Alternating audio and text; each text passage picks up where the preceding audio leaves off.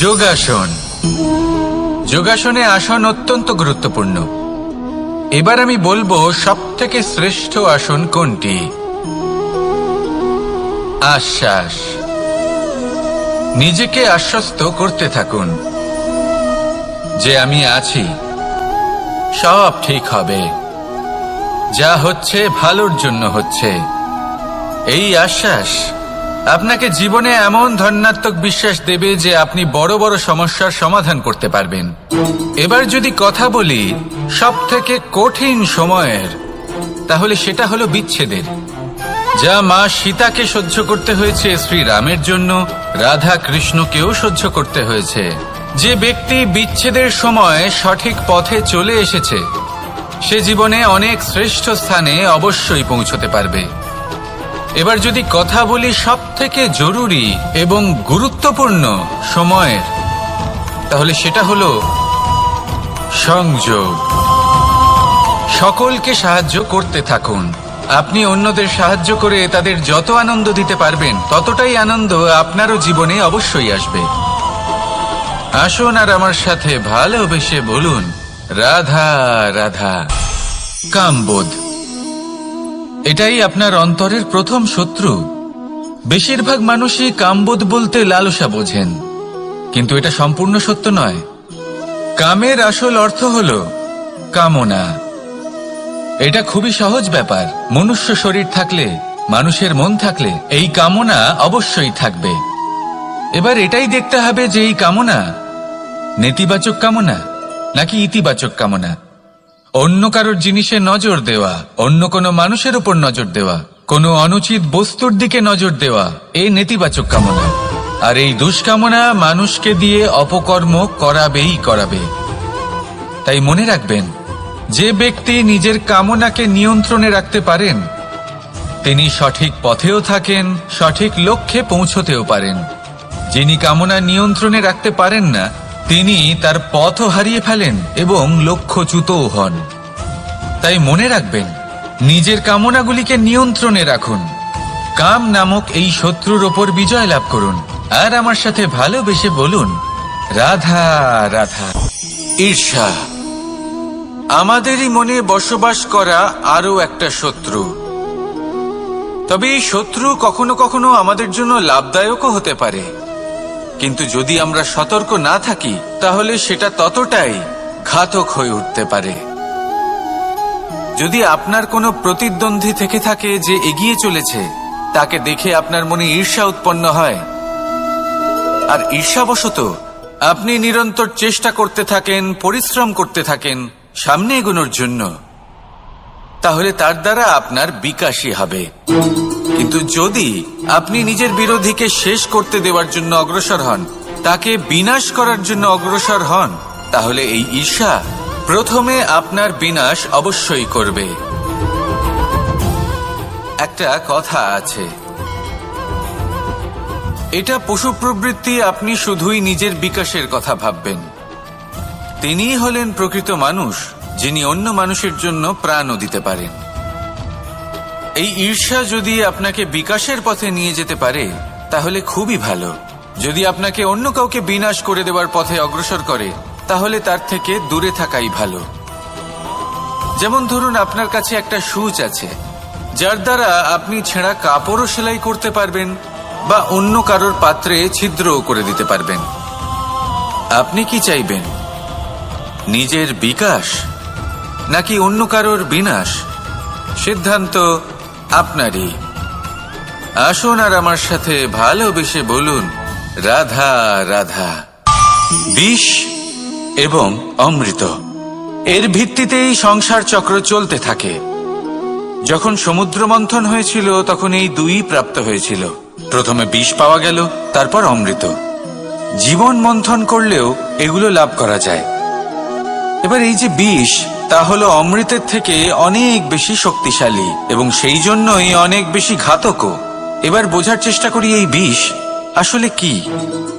যে কোনো বস্তু বা কোনো ভাব যদি মাত্রার থেকে বেশি পরিমাণে আপনার কাছে থাকে, প্রয়োজনের থেকে বেশি আপনার কাছে থাকে, তাহলে সেটা আপনার কাছে বিষ সমান হতে পারে। তা সে ধন হোক, শক্তি হোক, সম্মান হোক ইত্যাদি ইত্যাদি। যদি আপনার কাছে এমন কিছু থেকে থাকে যা মাত্রার থেকে বেশি পরিমাণে আপনার কাছে আছে, তাহলে তাকে ভাগ করতে শিখুন। যদি আপনি ভাগ করতে শিখে যান, তাহলে এই বিষই আপনার জন্য অমৃতে পরিণত হবে, আর তাদের কাছেও অমৃত সমান হয়ে উঠবে যাদের এই সাহায্যের প্রয়োজন। তাহলে ভাগ করে নিতে শিখুন আর আমার সাথে ভালোবেসে বলুন, রাধা রাধা। মানুষ বড়ই বিচিত্র প্রাণী। অধিক থেকে অধিকতর ধন লাভ করার চেষ্টায় নিজের শরীরকে নষ্ট করে ফেলেন, নিজের শক্তি হারিয়ে ফেলেন, নিজের সামর্থ্য হারিয়ে ফেলেন। আর যে ধন লাভ করেন সেটা কোথায় যায়? সেই শক্তি, সেই সামর্থ্যকে আবার ফিরে পাওয়ার জন্য। আর কিছু মানুষ জীবন এমন ভাবে যাপন করেন যেন তা কখনোই শেষ হবে না, কিন্তু শেষ তো সবারই হবে। আর যখনই শেষটা কাছে চলে আসে, তখন মানুষ এটা বুঝতে পারেন যে সে জীবনকে উপভোগ করেননি। তার কারণটা কি? লালসা। এই লালসা জন্ম দেয় লোভকে, আর এই লোভ জন্ম দেয় আপনারই বিনাশকে। সেই জন্য আজ আপনার কাছে যা কিছু আছে, যেমনটা আছে, তার সাথে জীবন যাপন করুন, পূর্ণরূপে যাপন করুন। আপনার কাছে যতই ধন, শক্তি, মান থাকুক, তা সবার মধ্যে ভাগ করতে শিখুন।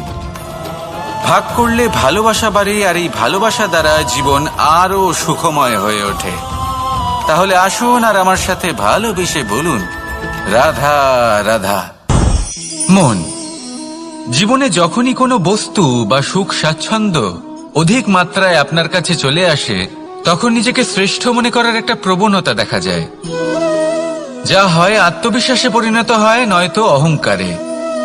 এবার আত্মবিশ্বাস আর অহংকারের মধ্যে অনেক বড় পার্থক্য রয়েছে। আমি এটা করতে পারি, আমি ওটাও করতে পারি, এ হলো আত্মবিশ্বাস। শুধুমাত্র আমি এটা করতে পারি, শুধুমাত্র আমি ওটাও করতে পারি, আমি হলাম সর্বশ্রেষ্ঠ, এটা হলো অহংকার। এবার এই অহংকার এর ধ্বনি অনেক দূর প্রবাহিত হয়, আর এর প্রহার সর্বপ্রথম আপনাকে বিপর্যস্ত করে। এবার এই অহংকার এর বিপরীত শব্দ হলো বিনয়, অর্থাৎ নিজের ঊর্ধ্বে উঠে অন্যের বিষয় ভাবনা চিন্তা করা, সংসারের বিষয় ভাবা। এই বিনয়ী হবার চেষ্টা করুন, একের থেকে অনেক হওয়ার চেষ্টা করুন এবং একসাথে থাকার চেষ্টা করুন। নিশ্চিত রূপেই আপনি বিকাশের কারণ হবেন। মত্ততা থেকে নিজেকে দূরে রাখুন, অহংকার থেকে নিজেকে দূরে রাখুন। এই মন প্রসন্ন হয়ে বলবে, রাধা রাধা। জীবনে যখন কোনো ব্যক্তি নিজের লক্ষ্য প্রাপ্তির জন্য নিরন্তর পরিশ্রম করতে থাকেন, চেষ্টা করতে থাকেন, তখন তিনি কষ্ট অনুভব করেন, কখনো শারীরিক কষ্ট, কখনো মানসিক কষ্ট। এবার উনি এটা ভাবতে থাকেন যে আমি কি উচিত করছি নাকি অনুচিত করছি। কারণ অন্যদিকে এমন একজন ব্যক্তিও আছেন যিনি একদমই পরিশ্রম চেষ্টা করছেন না। তিনি মদিরা পান করেন, বিলাসিতায় জীবন কাটান, অলস প্রকৃতির হয়ে ওঠেন, নিদ্রাতে বিলীন হয়ে থাকেন আর ভাবেন যে তিনি সুখ লাভ করছেন। কিন্তু এরকম কেন হয়? কারণ যখন আমরা সৎ পথে থাকি, উচিত পথে চলি, লক্ষ্য প্রাপ্ত করার জন্য চেষ্টা করতে থাকি, তখন আমাদের ভেতরে থাকা নেতিবাচক শক্তি এবং পাপ এই দেহকে ত্যাগ করে দেয়। আর এই অনুভূতিটাই আমাদের দুঃখের অনুভূতি দেয়, কষ্ট দেয়। এবার সেখানে যদি আমরা কুপথে চলি, অনুচিত পথে চলতে থাকি, তাহলে আমাদের ভেতরে থাকা পুণ্য এবং ধনাত্মক শক্তি আমাদের দেহ ত্যাগ করে দেয়। আর এই অনুভূতির কারণেই আমরা সুখ অনুভব করি। কিন্তু কখনো ভাববেন যে এই সুখ বেশি সময় পর্যন্ত থাকে না।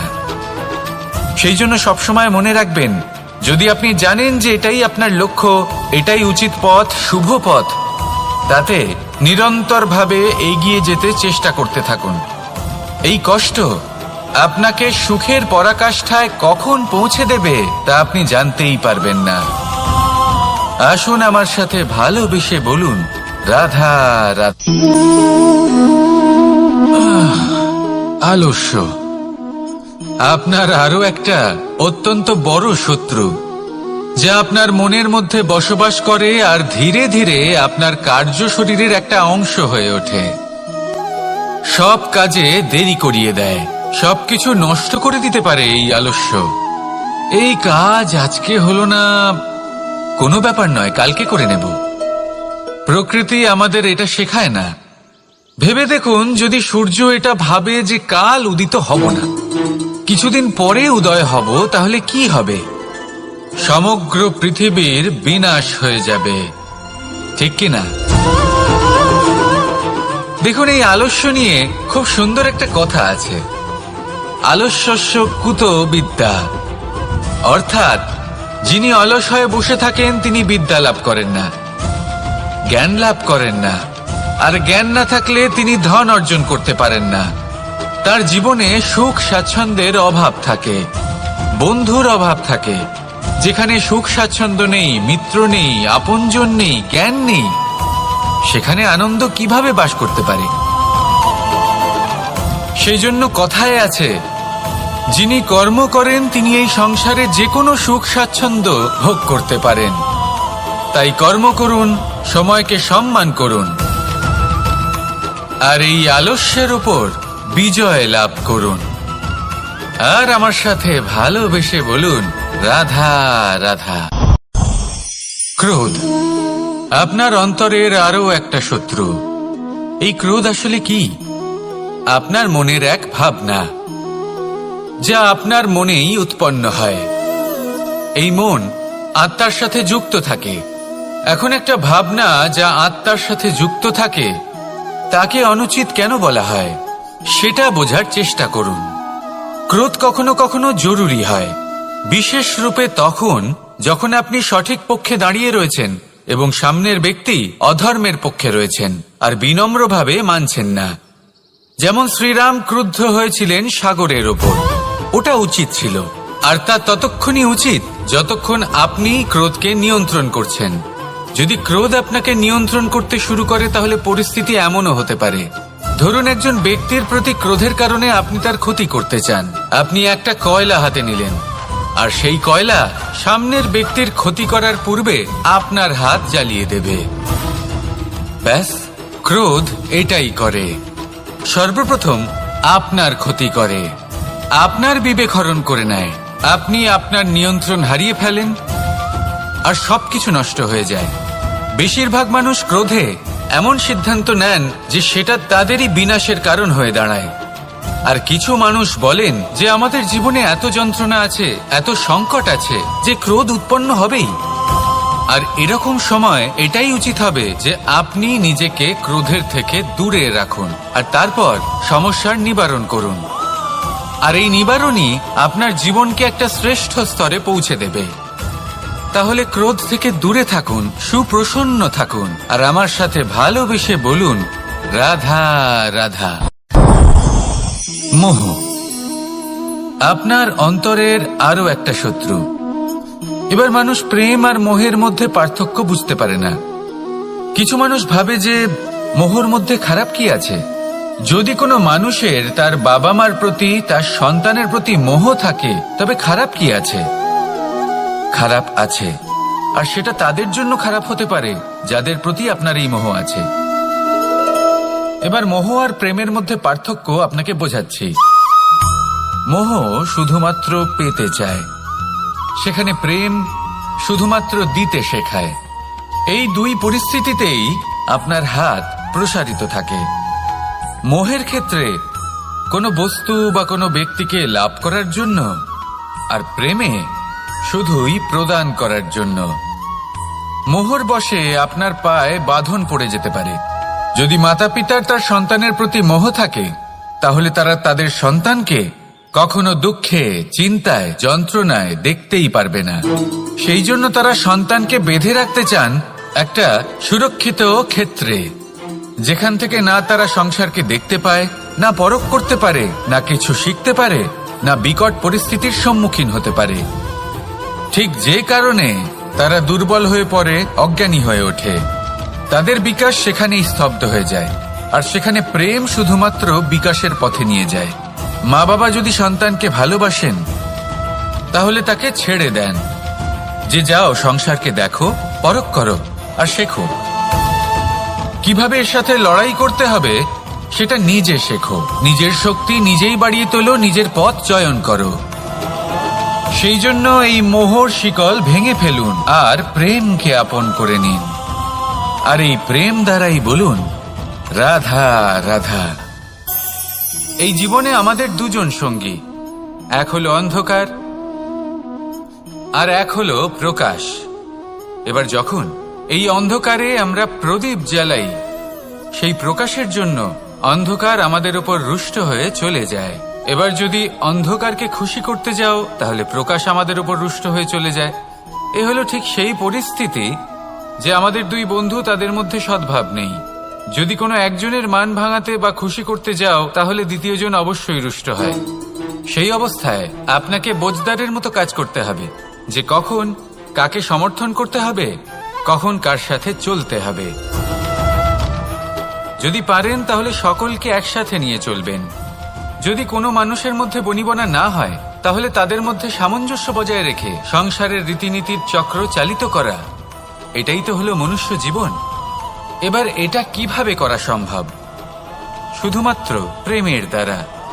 তাহলে এইভাবেই সবাইকে প্রেমের দ্বারা বেঁধে রাখুন আর আমার সাথে ভালোবেসে বলুন, রাধা রাধা।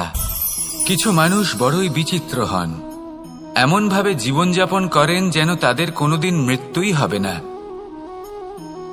নিজেদের অহংকারের বশে একটা কথা ভুলে যান, যে যতই তারা নিঃশ্বাস নিচ্ছেন, যতই তারা জীবনযাপন করছেন, ততই তারা মৃত্যুর দিকে এগিয়ে চলেছেন। কারণ আমাদের এই জীবন তার নিঃশ্বাসের ওপর নির্ভরশীল। নিঃশ্বাস চলছে মানে জীবন চলছে। নিঃশ্বাস যদি থেমে যায়, তাহলে জীবনও থেমে যাবে।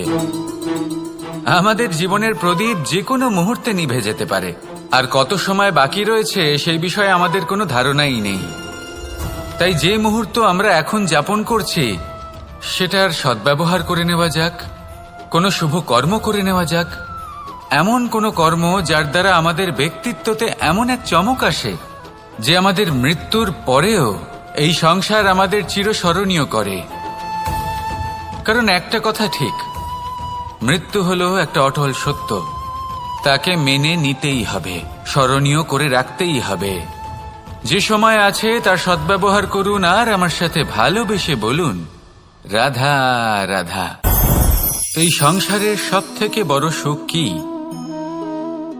কেউ বলবেন নিজের লক্ষ্য প্রাপ্ত করা, কেউ বলবেন ধন উপার্জন করা, কেউ বলবেন নিদ্রাই সব থেকে বড় সুখ, কেউ বলবেন রাজ্য লাভ করা, আবার কেউ বলবেন মাতার হাত থেকে খাবার খাওয়া,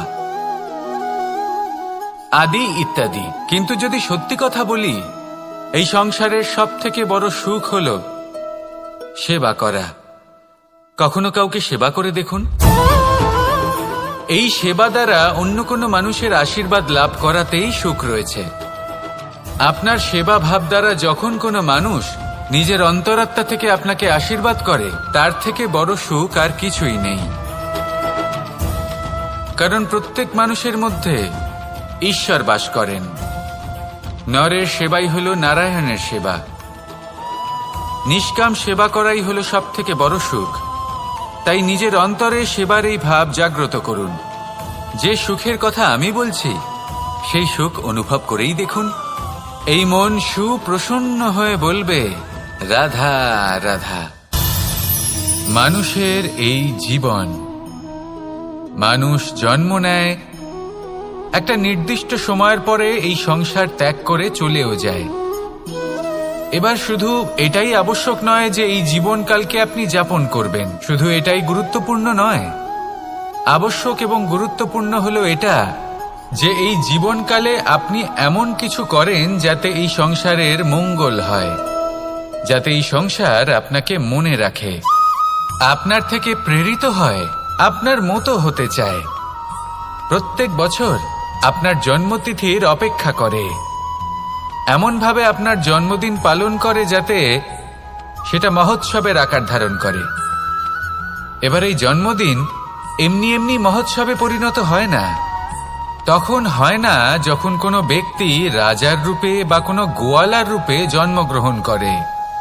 তখন পরিণত হয় যখন একজন মানুষ জন্মগ্রহণের পরে এই সংসারকে কোনো শিক্ষা দিয়ে যান কিভাবে একজন মানুষ গোয়ালা থেকে রাজা হতে পারে, কিভাবে একজন মানুষ অসত্য থেকে সত্যের পথে চলতে শুরু করেন, অধর্ম থেকে ধর্মের পথে চালিত হতে পারেন, কিভাবে অন্ধকার থেকে প্রকাশের দিকে যেতে পারেন, কিভাবে নিজের আত্মাকে পরমাত্মার সাথে মিলিত করতে পারেন। তা সে রামনবমী হোক বা জন্মাষ্টমী হোক, তাদের জীবনের সাথে জড়িত প্রত্যেক মুহূর্ত একটা পরবের আকার ধারণ করে। তাহলে আপনিও এইভাবে নিজের জীবন যাপন করতে থাকুন। এই সংসারে শুধু ভালোবাসা বিতরণ করুন, কিছুটা এমন ভাবে বিতরণ করুন যাতে আপনি এই সংসার থেকে চলে যাওয়ার পরেও এই সংসারে আপনি শুধুই ভালোবাসা বিতরণ করতে পারেন। যদি আপনি এরকম করেন, সংসারকে প্রেরণা দেন, তাহলে আপনার জীবনও রাধা কৃষ্ণের প্রেমের মতোই অলৌকিক এবং দৈব হয়ে উঠবে। আসুন আর আমার সাথে ভালোবেসে বলুন, রাধা রাধা।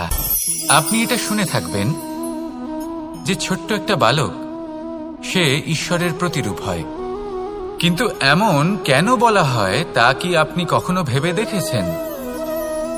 আমি আপনাকে বলছি, কোন একটা ছোট্ট বালককে দেখুন, সে কি করে? সকলকে সমান চোখে দেখে। ওর মনে না কোনো ছলনা রয়েছে, না কোনো কপটতা, না অহংকার রয়েছে, আর না কোনো বিষয় নিয়ে কোনো চিন্তা। সকলকে সে সমান চোখে দেখে আর নিজের মধ্যেই প্রসন্ন থাকে, সকল বিকার থেকে মুক্ত। এগুলোই তো সেই গুণ সেই বালকের মধ্যে, যা হলো ঈশ্বর স্বরূপ। এবার ভেবে দেখুন, যদি প্রত্যেকটা মানুষ এই ছোট বালকের মতো সেই সব গুণ নিজের মধ্যে জাগ্রত করে তোলে, তাহলে কি হবে? তারাও ঈশ্বর তুল্য হয়ে উঠবে। তাই আপনিও এটাই করুন, নিজের মনকে বিকার মুক্ত করুন সেই ছোট্ট বালকের মতো। মনের মধ্যে না কোনো চিন্তা রাখবেন, না মোহ, না ক্রোধ, না কোনো রকমের ছলনা বা কপটতা।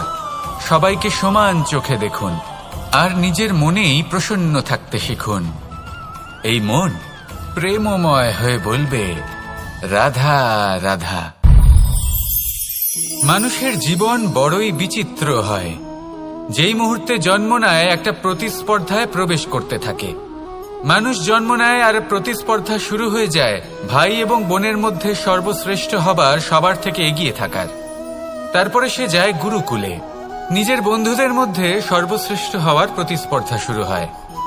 এবার সেখান থেকে বাইরে বেরিয়ে সংসার জীবনে প্রবেশ করে ধন উপার্জনের প্রতিস্পর্ধা শুরু হয়। তা সে যুদ্ধই হোক বা কলা হোক, এই প্রতিস্পর্ধা কখনোই আমাদের পিছু ছাড়ে না।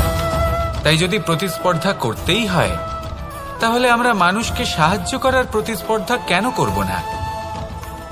এমন এক প্রতিস্পর্ধা যাতে যে কেউ জিতুক বা যে কেউ হারুক না কেন, লাভ সকলের হবে। সকলের মধ্যে প্রেম বিতরণ করতে থাকুন, এইভাবেই আনন্দ বিতরণ করতে থাকুন, আর আমার সাথে ভালোবেসে বলুন, রাধা রাধা।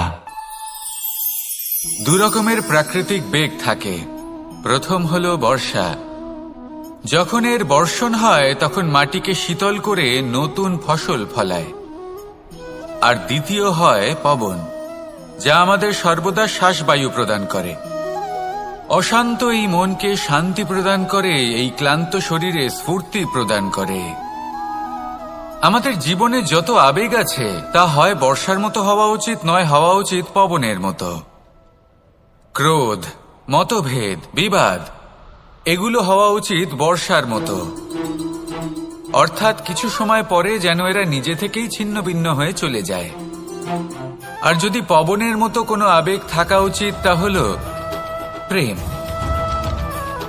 যা সর্বদা শ্বাসবায়ু প্রদান করে, সবসময় সাথে থাকে।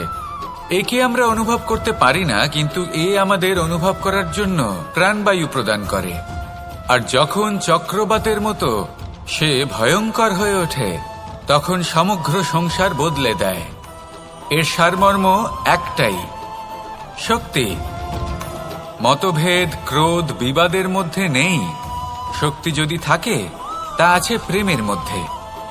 তাই এই প্রেমকে মনের মধ্যে রাখুন আর আমার সাথে বলুন, রাধা রাধা। প্রত্যেকটা মানুষ আলাদা হয় আর অত্যন্ত বিশেষও হয়। প্রত্যেক মানুষ ভিন্ন ভিন্ন পরিবেশে পালিত হয়, বড় হয়। প্রত্যেকের নিজস্ব চিন্তা ভাবনা থাকে, নিজস্ব বিচারধারা থাকে। যখন অনেক ভিন্ন বিচারধারা একত্রিত হয়ে যায়, তখন শুরু হয় বিবাদ। এবার এই বিবাদের সময় আপনি দেখবেন দুই ব্যক্তি যাদের মধ্যে এই বিবাদ হচ্ছে সবসময় এটা প্রমাণ করতে চান যে তার সামনের ব্যক্তি এবং তার ভাবনা, তার বিচারধারা বা তার বক্তব্য হলো অনুচিত। এবার এটাই যদি প্রেমপূর্বক রূপে আপনি ভেবে দেখতে চেষ্টা করেন যে সামনের ব্যক্তিটির বক্তব্য, তার মানসিকতা আসলে কি, তাতে উচিত ঠিক কি, সেটা আমরা বুঝতে পারি। একদিকে হলো এই বিবাদ যা আপনাকে সামনের ব্যক্তিটিকে অনুচিত প্রমাণ করতে বাধ্য করে, আর অন্যদিকে হলো প্রেম যা সামনের ব্যক্তিটির যুক্তি বুঝতে সাহায্য করে, তাতে উচিত কি রয়েছে সেটা বুঝতে বাধ্য করে, তাকে মহান হয়ে ওঠার পথে অগ্রসর হতে বাধ্য করে। তাই এই বিবাদকে ত্যাগ করুন আর প্রেমকে আপন করে নিন, আর এই প্রেম ভাব নিয়ে বলুন, রাধা রাধা। এই সংসারে বড়ই বিচিত্র এক শব্দ আছে, মূল্য। এর প্রয়োগ আমরা জীবনেও করে থাকি, আবার ব্যবসাতেও করে থাকি। একজন উদ্যোগপতি সবসময় বলেন ব্যবসার মূল্য সবসময় উচ্চমান হওয়া উচিত, তাতে লাভ বেশি। অন্যদিকে আরেকজন ব্যক্তি যিনি পরোপকারী, যিনি ঈশ্বরের দর্শনের অভিলাষী, তিনি বলেন জীবনের মূল্য সবথেকে উচ্চমান হওয়া উচিত। অনেক সময় মানুষ কি করে থাকেন, ব্যবসার এই মূল্য তা উচ্চতার শিখরে পৌঁছানোর লোভে জীবনের মূল্য নামিয়ে ফেলেন। যেখানে এই সমগ্র সংসার প্রেমের দ্বারা চালিত হয়, প্রেমই হলো এই সংসারের আধার। এবার যদি আপনি প্রেম করতে শিখে যান, তাহলে ব্যবসাতে নিশ্চিত রূপে লাভের সাথে সাথে কীর্তি এবং যশ লাভও করতে পারবেন। তা আমি নিশ্চিত রূপে বলতে পারি, কারণ ব্যবসাতে ওঠা নামা এসব চলতেই থাকে। জীবনকে আপনি যদি একবার উচ্চতায় নিয়ে যেতে পারেন, তাহলে তা কখনোই নামবে না। আসুন আর আমার সাথে ভালোবেসে বলুন, রাধা রাধা। যা বাধা দেয় তা হলো অবরোধ, যা এগিয়ে নিয়ে যায় তা হলো বিকাশ, আর যা ভাগ করে দেয় তা হলো গুণ। আপনি সবাইকে আনন্দ দিন, তার বদলে আপনিও আনন্দ পাবেন। আপনি সবার মধ্যে প্রেম ছড়ান, আপনিও তার বদলে প্রেমই পাবেন। এই দেখুন না, মেঘেদের দেখুন। এই যে মেঘ, এই মেঘের গুণ এইটা নয় যে এরা জল সংগ্রহ করে রাখে। এদের গুণ হলো এটাই যে এই মেঘ সকলের মধ্যে জল ভাগ করে দেয়। ধরিত্রীর এবং জগতের তৃষ্ণা নিবারণ হয়। সূর্য, সূর্যের গুণ এইটা নয় যে সে সব থেকে বেশি তেজস্বী। তার গুণ হলো এটাই যে সে নিজের তেজ সবার মধ্যে ভাগ করে দিতে পারে। ঠিক সেইভাবেই জীবনে আনন্দ, উল্লাস, প্রেম এই সব কিছুই ভাগ করে নিতে শিখুন। এটাই হলো একটা গুণ, আর তার বদলে আপনি দ্বিগুণ আনন্দ, দ্বিগুণ উল্লাস, দ্বিগুণ প্রেম অবশ্যই পাবেন। যদি আপনি এই সবকিছু নিজের কাছেই জমিয়ে রাখেন, তাহলে আপনি নিজের বিকাশে নিজেই বাধা দেবেন। আসুন আর আমার সাথে ভালোবেসে বলুন, রাধা রাধা। আপনি কখনো মাখনের হাঁড়ি ভেঙেছেন? কত আনন্দ পাওয়া যায়। এই মাখনের হাঁড়ি ভাঙলে পুরো মাখন আমাদের গায়ে এসে পড়ে আর মন উচ্ছ্বসিত হয়ে ওঠে। কিন্তু তার জন্য বালগোপালদের কত চেষ্টা করতে হয় সেটা কখনো ভেবে দেখেছেন? প্রথমে বড়ই পরিশ্রম করে একের ওপর এক সাবধানে ওপরে চড়তে হয়, তারপরে ভারসাম্য বজায় রাখতে হয়, পড়ে গেলে হবে না। তারপর এই হাতের দ্বারা সেই মাখনের হাঁড়ি ভাঙতে হয়, তখন মাখন পড়ে। এবার এরকমই কিছু আমাদের জীবনে আমাদের সাথেও হয়। এবার আপনি বলবেন যে মাখনের হাঁড়ি ভাঙার এই প্রক্রিয়া, তার সাথে জীবনের কি সম্পর্ক থাকতে পারে? আসলে আমাদের মনের মাঝেও একটা হাঁড়ি রয়েছে, অহংকারের হাঁড়ি। আর এই অহংকারের হাঁড়ি যখন ভেঙে যায়, তখন প্রসন্ন হওয়ার আনন্দ চতুর্দিকে ছড়িয়ে পড়ে। এই মন, এই আত্মা, এই দুই প্রসন্ন হয়ে যায়। কিন্তু তার জন্য আপনাদেরকেও বালগোপালের মতো চেষ্টা করে যেতেই হবে। ভারসাম্য বজায় রাখতেই হবে মনের মাঝে এবং এই বুদ্ধিতে, ভালো এবং মন্দের মধ্যে, লোভ এবং পরমার্থের মধ্যে। আর তারপর নিজে হাতে অহংকারের এই হাঁড়ি ভেঙে দিতে হয়। দেখুন, যদি ঈশ্বরের সঙ্গ লাভ করতে চান তাহলে অহংকারের এই হাঁড়ি ভাঙতেই হবে। আসুন আর আমার সাথে ভালোবেসে বলুন, রাধা রাধা। মুঠো হাতের শক্তি বেশি, মুঠো খুললেই তা দুর্বল। তা এমন কি থাকা উচিত এই বন্ধ মুঠোয় যা লাখের সমান? মানসিকতা এবং স্বপ্ন। মানুষ জন্মগ্রহণ করে, তার মানসিকতা সময়ের সাথে উন্নত হয়। মানসিকতা অনুযায়ী সে স্বপ্ন দেখে, আর সেই স্বপ্ন সার্থক করতে সে পরিশ্রম করতে থাকে।